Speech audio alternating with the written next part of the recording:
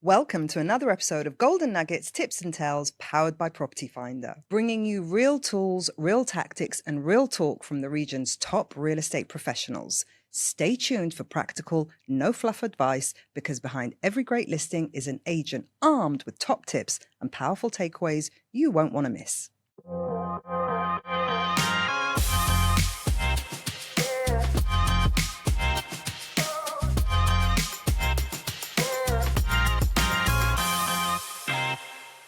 Today, I'm with Ben Greenwood, who is a Property Finder super agent at Arabian Estates. Welcome to the show, Ben. Thank you for having me. We're going to have a little chat about or advice that you can give to home seekers who might be a little bit overwhelmed by the number of listings they've come across when they're doing their search on Property Finder. Yeah, it can be. It certainly can be overwhelming when there's so many on there. You don't necessarily know how to cut through or filter through what's like legitimate in some ways, what could work for you, what can't work for you. It can be a minefield.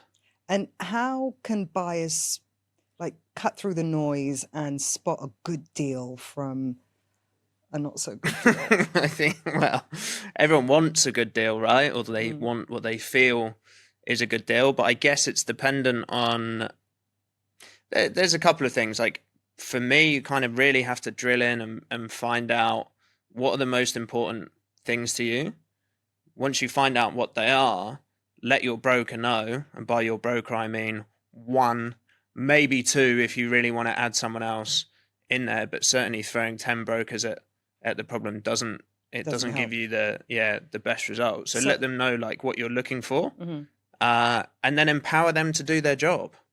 So my style of searching is I will go through and I will filter by most recent, actually. Yeah.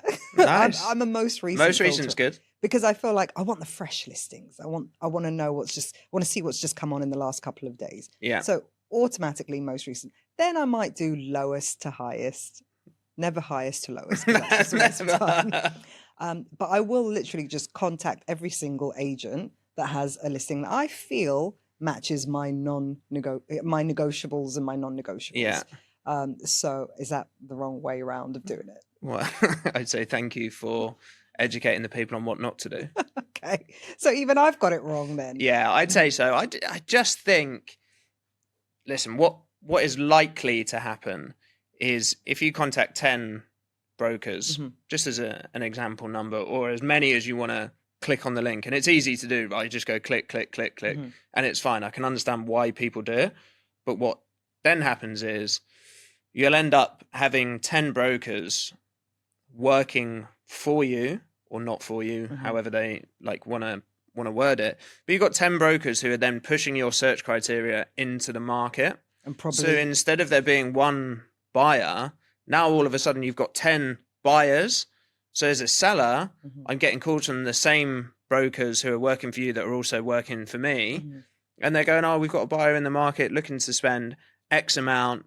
And most of these owners are not in a position where they'll put two and two together and realize it's the same person. And realize it's the same person. So generally what happens is the seller believes that there are 10 buyers all of a sudden in the market for their property. And then going on from that, your price becomes an issue. It muddies the water because he'll say one price to you, another price to me, and then the buyer's broker will then convey that price at whatever they're saying. So you've got this one property or two properties that could be worth a range of like 500,000 dirhams bottom to top. It just creates a mess. So actually there is something that home seekers can be doing to help regulate the market to some degree. Is actually, rather than trying to find the property, try to find the agent. Find the agent.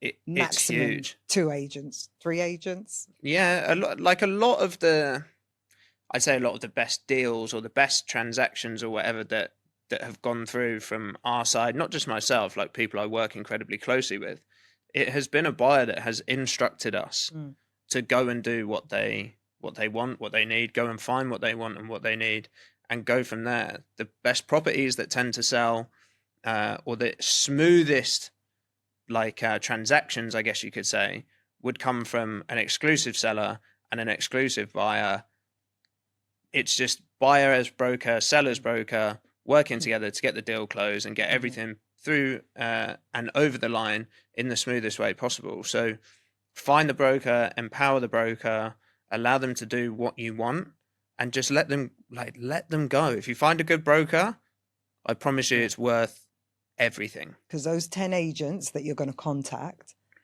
that one broker you choose should hopefully have a network, and be able to work with those other agents to ensure that you don't have to 10x your work. Just but then they'll also manage it in a way that won't have 10 buyers in the marketplace, right? Because between themselves, they'll all share relevant information, I guess, that would allow people to share what they have for sale. And then they can be like your block between all of the noise and actually what's really happening. So I'm a buyer. How do I find that one agent? On Property Finder, you can search for agents. So there's a great place to start. I'd also look for someone who has a fair few listings in the community. You can find on Property Finder an agent's background, what they've done. It tells you their history, like a little profile on them. And I guess just find someone that resonates relatively well with yourself. So I've got 3 children. I've got my wife, my 3 children. I'm a family man. I can understand what a family would be searching for when looking for a home. But I've also been the single guy that has been looking for his apartment or whatever else. It's important to try and understand the journey that the broker has been on whilst they've been here, what their current situation is, what they would do if they were you, and just allow them to help you. It's so simple. Like if you go to the doctor and you've got a headache, but you tell them that the pain's in your toe, they're not going to be able to give you the right help, right?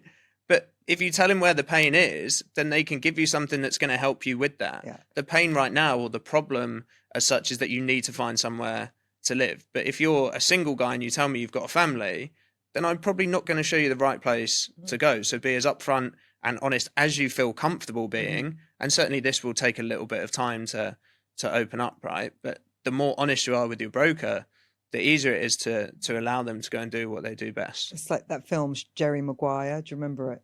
No. Tom Cruise and Cuba Gooding Jr. And he's like, help me to help you. Help you. Yeah, I've got that. I've heard that before. So it's like, help your agent help you. Yeah, just let them help you. It's so simple. And when you like strip it all back, really that's all the broker wants to do. Like they're here to help people find a new home and settle into this amazing place that we're all living, right? And having said that, you kind of mentioned like it's important to know the agent's profile. And on Property Finder, every agent does have a bio. Yeah. I'd love to do a poll and see how many agents actually know what's being said on their profile. The little text, like that's it. That's your landing page. Absolutely, yeah. You need to be in control. Well, not necessarily in control, but you need to look and see what is it saying about you. What is your message to home seekers? What is your message to home sellers? Like that's your little intro to you, what you love to do, who you like to help, and this is me. So I urge everyone to go out and check their bio. Go and check your bios. It's important. And update them to attract who you, because everyone's spending a lot of time on social media. For sure. Reels, posting, stories, and paying for videographers to follow them around and so on. But actually where people are landing, I know when I'm on Instagram, I'm not looking for properties. Yeah, of course. That's, but when I'm looking for properties, I'm on Property Finder. That's when I'm in the zone. That's when I'm in the frame of mind to absorb real estate agent information. Absolutely. And that's your business card.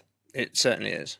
So it's worthwhile having an updated one if you haven't updated it in a while. Ben quickly goes to check I know what his bio says. Oh, don't worry, I know what mine says. What does yours say? It says that I've sold over 500 million dirhams worth of property. Mostly in Dubai Hills, but as an ex-military guy and ex-aircraft engineer, and with a constant drive to secure more sales. Okay. So you've been in the industry how long? 4.5 years now. All right. What do you wish you knew in your first year? I wish someone would have said how tough it would be, people say it, but it's just almost like words. I wish someone could really kind of sit you down and just be like, this is what your next year is going to look like. But I promise you, if you get through this next year, then let me show you in 4 years. Just FYI, Ben did 2.5 months in Afghanistan. Yeah. How did that compare to your first year in real the estate? first year here was certainly more difficult, more challenging, that's for sure. I never thought I'd say that.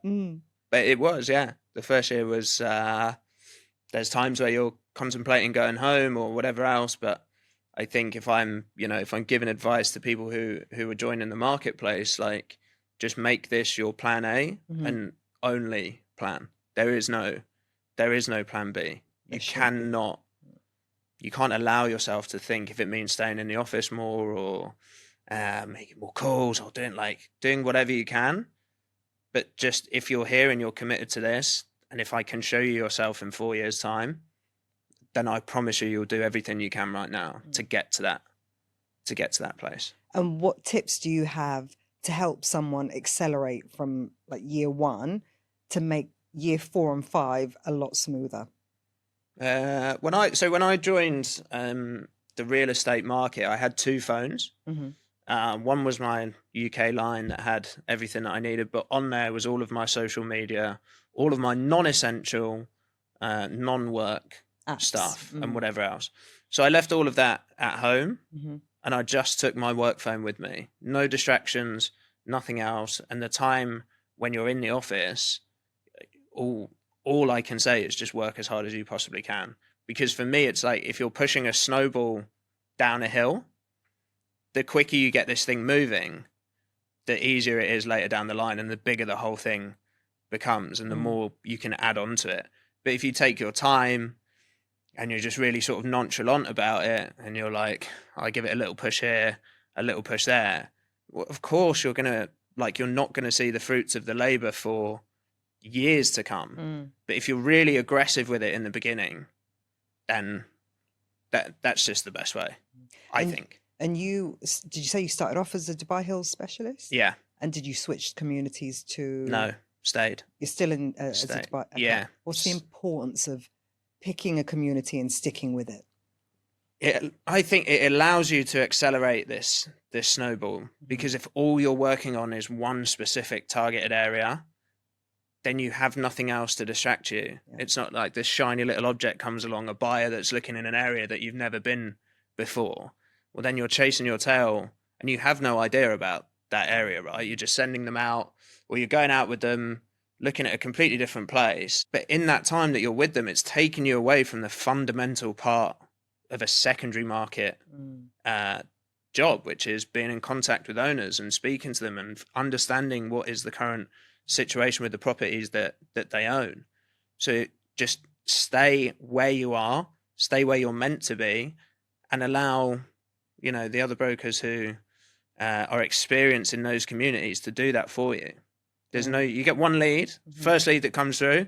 I want to look in Dubai Hills, but I also want to look in Abu Dhabi or whatever else, right? I'm not driving to Abu Dhabi. I might as well just pass that person on to someone who works in Abu Dhabi. But if you want to work and look in Dubai Hills, yeah, for sure, I'm your man. Laser focus. It's definitely sounding like a military guy now. Laser focus on a niche, on a community, stick with it, and perseverance in that first year. There's no problem if it doesn't work out, right? Like, at least you've given it a go. I have friends who were considering coming and whatever else, and we always have a conversation about just like this imaginary door that's there and you don't know what's on the other side, but you have to get through that door to see what's there. It's not a one-way door. If it's no good, you can take a flight back to the UK. Yeah. Emirates don't just fly one way. But you can go back. It's okay. And there's no shame in that. Yeah. At least you've tried. But if you come and you give it 50%, then when you look back at your time here, I think you're probably going to be disappointed with what you've done. So no plan B. No plan B. Not even home should be a plan B. Nah, not for a while. There you go. Do what you need. Hope you enjoyed those tips from Ben Greenwood. Catch the rest of Ben's episodes. In fact, while you're at it, just binge the whole season.